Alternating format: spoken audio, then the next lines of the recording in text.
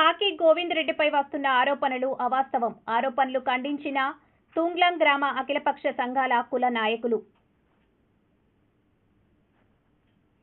Visakha GVMC పరిధిలో 69వ వార్డుకు అత్యధిక నిధులు మంజూరు చేయించి వార్డును అత్యంత సుందరంగా తయారు చేసిన కాకి గోవిందరెడ్డిపై అసత్య ఆరోపణలు చేసి గ్రామాల అభివృద్ధిని అడ్డుకోవద్దని అఖిలపక్ష సంఘాల కులాల నాయకులు పేర్కొన్నారు. మంగళవారం తుంగ్లాలో గ్రామ ప్రతినిధులు విలేకరుల సమావేశం ఏర్పాటు చేశారు. ఈ సందర్భంగా గ్రామ అభివృద్ధి యువజన సేవా సంఘం అధ్యక్షులు కొల్లి అప్పలరెడ్డి మాట్లాడుతూ గ్రామంలో త్రాగునీరు లేక ప్రజలు ఇబ్బంది పడితే అందరి కోరిక మేరకు గోవిందరెడ్డి తన సొంత నిధులతో ఆర్వో వాటర్ ప్రజలకు అందించడానికి ముందుకొచ్చారన్నారు. గ్రామ ప్రజలకు మంచినీరు అందించేందుకు మినరల్ వాటర్ ప్లాంట్ పెట్టామని, పేద ప్రజలకు మంచినీరు ఉచితంగా ఇస్తున్నామని, గ్రామంలో ఎటువంటి కార్యక్రమాలు జరిగినా ఉచితంగా మంచినీరు అందజేస్తామని, సిబ్బంది జీతాలకు వాటర్ ప్లాంట్ కరెంటు బిల్లు కోసం 20 లీటర్లు ₹3 చొప్పున కలెక్ట్ చేసి గ్రామ ప్రజల దాహార్తిని తీరుస్తామని అన్నారు. 10 లక్షలకు అమ్ముతున్నట్లు నిరాధార ఆరోపణలు చేసిన వ్యక్తి ముందుకు వస్తే ధరలు మార్చకుండా నిర్వహణ చేస్తామంటే ఈ రోజే వాటర్ ప్లాంట్ ఇవ్వడానికి సిద్ధం అన్నాడు. పాఠశాల నిర్మాణానికి గోవిందరెడ్డి కుటుంబ సభ్యులు భూమి ఇస్తే వారు పాఠశాల స్థలం ఆక్రమించారని అధికారులకు ఫిర్యాదు చేయడం హాస్యాస్పదమన్నారు. ఈ స్కూల్ బిల్డింగ్, పాత స్కూల్ బిల్డింగు శిథిలావస్థకు వచ్చి పెంకులే ఎగిరిపోయి స్కూలు పడిపోయే స్థితికి వచ్చి కారిపోతుంటే, బాబు స్కూల్కి ఏదైనా గ్రాంట్ తీసుకురానా అలాగని చెప్పేసి అనేసి మన గోవిందరెడ్డి గారు అప్పటికే కౌన్సిలర్ ఆయన దగ్గరికి వెళ్ళి గ్రామ కమిటీ పరంగా మేము ఇంకా కొంచెం పెద్దలు కలుపుకొని కుల సంఘాల తాలూకా పెద్దలందరినీ కలుపుకొని ఆయన దగ్గరికి వెళ్ళి అడగడం జరిగింది. అతను ఎంవిఎస్ మూర్తి గారు ఎంపీగా ఉన్నారు. అప్పుడు అతను నిధుల నుంచి కొంత గ్రాంట్ పట్టుకొచ్చారు. ఇది అప్పుడు రెండు లక్షల రూపాయలు ఇక్కడ ఉన్న స్కూల్ బిల్డింగ్ డిస్మెట్లింగ్ చేసి మనం కడదాం అలాగని చెప్పేసి డిస్మెట్లింగ్కే కూడా సొమ్ము అయిపోతుంది.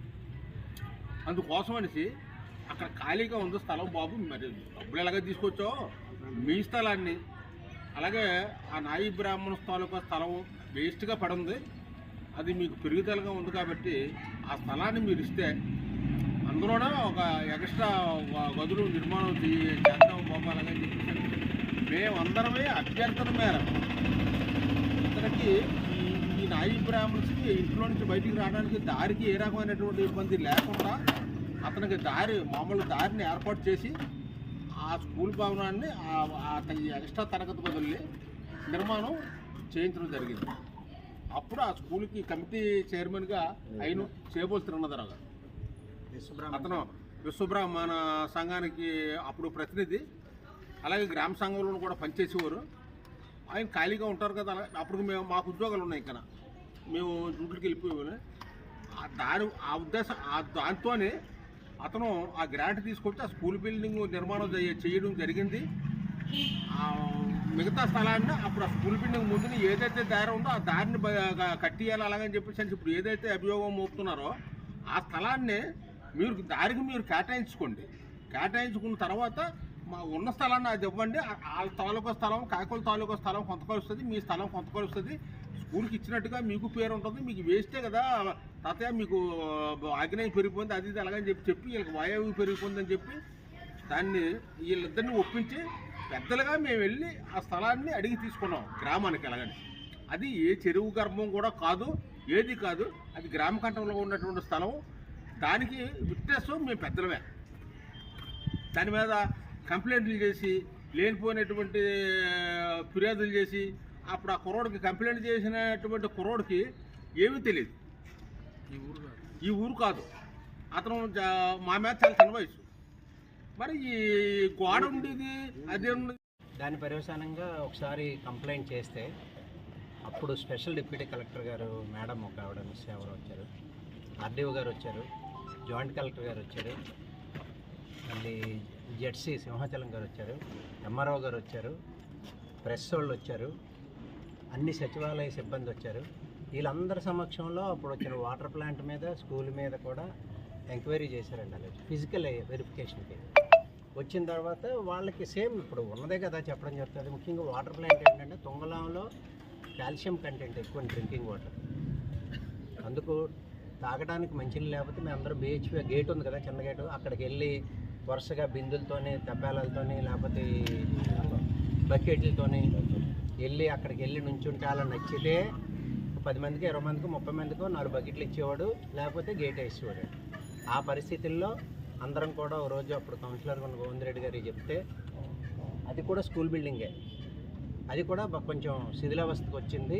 అప్పుడు కమిషనర్ గారితో అంటే మాట్లాడి మున్సిపాలిటీ ఆ కమిషనర్ గారితో మాట్లాడి కొంత రిపేర్ చేయించి ఇలా మా ఊరికి వాటర్ ప్రాబ్లం ఉందండి అని చెప్పేసి ఏదో సందర్భంలో శంకుస్థాపనకు ప్రారంభోత్సవానికి వచ్చినప్పుడు ఈ ఆర్ఓ వాటర్ మాకు కావాలండి అంటే ఈ గోవింద్ రెడ్డి గారు అన్నారు, మా నాన్నగారి పేరు మీద నేను కొంత స్పాన్సర్ చేస్తాను, మెషినరీకి కానీ లేకపోతే ఇదంటే అని చెప్పేసి అన్న తర్వాత ప్రజలందరికీ మన ఓన్లీ మెయింటెనెన్స్ ప్లస్ గ్రామ సంఘం ఆధ్వర్యంలో జరుగుతుందని చెప్పేసి వాళ్ళందరినీ చెప్పిన తర్వాత వాళ్ళంతా కొద్ది రిపేరు ఎలక్ట్రికల్ వర్క్ ఇదంతా మున్సిపాలిటీ ద్వారా చేయిస్తే ఆ మెషినరీకి అదిని సుమారు ఒక 7-8 లక్షలు, సుమారు 9-10 లక్షల వరకు ఆయన సొంతంగా డబ్బులు పెట్టి మిషనరీ అది పెట్టి డ్రింకింగ్ వాటర్ ఒక కార్డు ఉంటుందండి, కార్డు ఉంది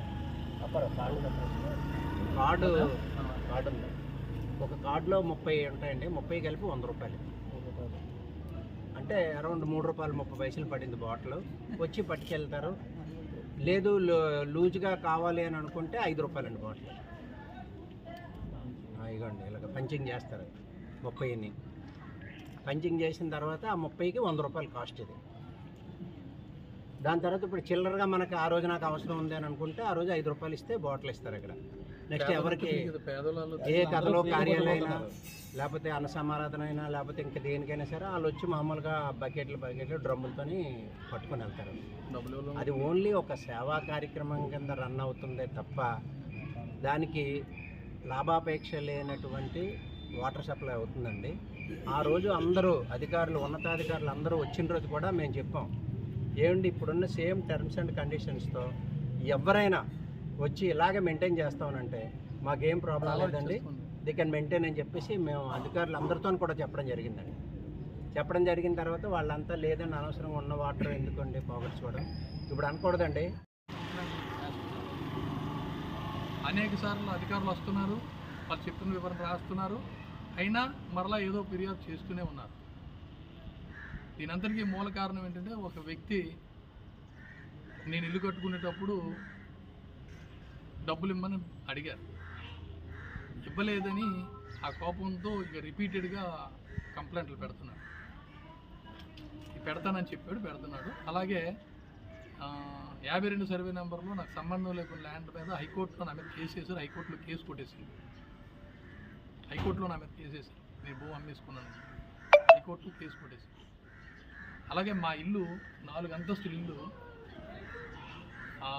చెరువు సర్వే నెంబర్లో కార్పొరేటర్ కట్టేసుకున్నాడని కంప్లైంట్ పెట్టి మళ్ళీ డబ్బులు అడిగాను, ఇవ్వలేదని పాపంతో ఇంకా కంప్లీట్లు కంటిన్యూ చేస్తున్నాను.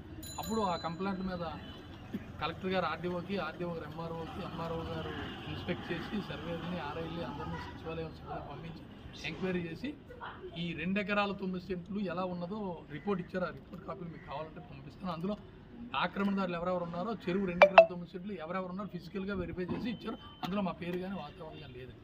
మా ల్యాండ్ ఎక్కడ ఉన్నదని మేము 2019లో సర్వే చేసుకుంటే 93 సర్వే నెంబర్ గ్రామ కంట్రోల్లో ఉన్నాము. కొనుక్కున్నది కానీ ఉన్నది కానీ మా తమ్ముళ్ళు కానీ మేము ఉన్నది. ఇప్పుడు లేటెస్ట్గా మరలా వాటర్ 10 రూపాయలకి అమ్ముకుంటున్నామని, స్కూల్ బిల్డింగ్ ఎరగొట్టి మా ఇంటికి అప్రోచ్ రోడ్డు వేసుకున్నామని, అది జీవీఎంసీ ద్వారా వేసుకున్నామని మరలా ఏవో ఫిర్యాదులు చేశారు. దాని మీద అసలు స్కూల్ భవనం ఎక్కడుండేది, అక్కడ స్కూల్ ఎలాగెళ్ళింది, పూర్తి వివరాలు పెద్దలందరి ద్వారా చెప్తే మీకు వివరాలు తెలుస్తుంది అనేది ప్రధాన ఉద్దేశం. ఎవరైతే కంప్లైంట్ పెట్టారో ఆ వ్యక్తుల మీద నా ఆధారాలు తీసుకున్నాం. క్రిమినల్ కేసులు, పరువు నష్టం దావా వేయడానికి సిద్ధంగా ఉన్నాం. ఆల్రెడీ జిల్లా స్థాయి అధికారులందరికీ ఈవేళ ఫిర్యాదులు పంపించాను. అందరికీ పోస్ట్ ద్వారా సిఏ దగ్గర నుంచి, ఎంఆర్ఓ దగ్గర నుంచి, జోనల్ కమిషనర్ దగ్గర నుంచి, ఏసీబీ దగ్గర నుంచి, సిపి దగ్గర నుంచి, జీవీఎంసీ కమిషనరు, కలెక్టర్ గారికి కంప్లైంట్ పంపించాం. ఇది ఫేక్ ఇలాగ ఇబ్బంది పెడుతున్నారు, తక్షణమే ఎవరైనా చర్యలు తీసుకోవాలని కంప్లైంట్ ఇచ్చాం. ఇక్కడ స్కూల్ కమిటీ చైర్మన్ నేను 1995 నుంచి నాయి బ్రాహ్మణ్స్ మంగళూరు అంటారు, వాళ్ళు ఈ స్థలాన్ని పెద్దలందరూ అడిగి వాళ్ళకి త్రోవది వదిలి 80 గజాల స్థలంలో స్కూల్ బిల్డింగ్ కట్టేసి అదనపు తరగతులు ఇవన్నీ ఉంటుండగా ఆ స్కూల్ బిల్డింగ్ని ఇప్పుడు నేను మా ఇంటి పక్కన తీసుకెళ్ళి మేము స్థలం ఇచ్చి కట్టించడం మేము చేసిన పొరపాటు. నేను నా వ్యక్తిత్వం, నేను మా ఊర్లో గుళ్ళు బళ్ళు ఆలయాల్ని ప్రజల్ని పేదవాళ్ళని అత్యంత ప్రేమతో చూసుకునే తరుణంలో ఇటువంటి ఆరోపణలు రావడం, రోజు ఆరోపణలు రావడం, ప్రతిరోజు పేపర్లో ఏదో మూల రావడం కొద్ది బాధ కలిగించి మీ అందరికీ తెలిసిన విషయాన్ని గ్రామంలో ఉన్న పెద్దల ద్వారా మీకు తెలిస్తే కొన్ని వాస్తవాలు తెలుస్తాయని. వాటర్ ప్లాంట్లో వాటరు 3 రూపాయలు 4 రూపాయలు, పేదోళ్ళు వస్తే ఫ్రీగా ఇస్తాం, ఊర్లో ఏ ఫంక్షన్ అయినా ఫ్రీగా ఇస్తారు. ఓన్లీ ఆ మెయింటెనెన్స్ ఛార్జీలు పెట్టుకుంటారు. ప్రతి సంవత్సరం నెలకు డబ్బులు కూడా మావే పడతాయి. గ్రామ కమిటీ అండర్లో రన్ అవుతుంది. 10 రూపాయలకు అమ్ముకుంటామని రోజుకు 650 క్యాన్లు అమ్ముతారని, ఆ డబ్బులన్నీ వ్యాపారం చేసుకుంటున్నారని పేపర్లో వచ్చింది. ఫిర్యాదులు చేశారు. ఇవన్నీ పచ్చి అబద్ధాలని తెలియజేయడం కోసం వాడి మీద పరువు నష్టం దావా, క్రిమినల్ కేసులు పెట్టడానికి నేను సిద్ధంగా ఉన్నానని తెలియజేస్తున్నాను. ఈ విషయం మీద ఒక్కొక్కరు ఒక్కొక్క విషయాన్ని క్లారిఫై చేస్తారు.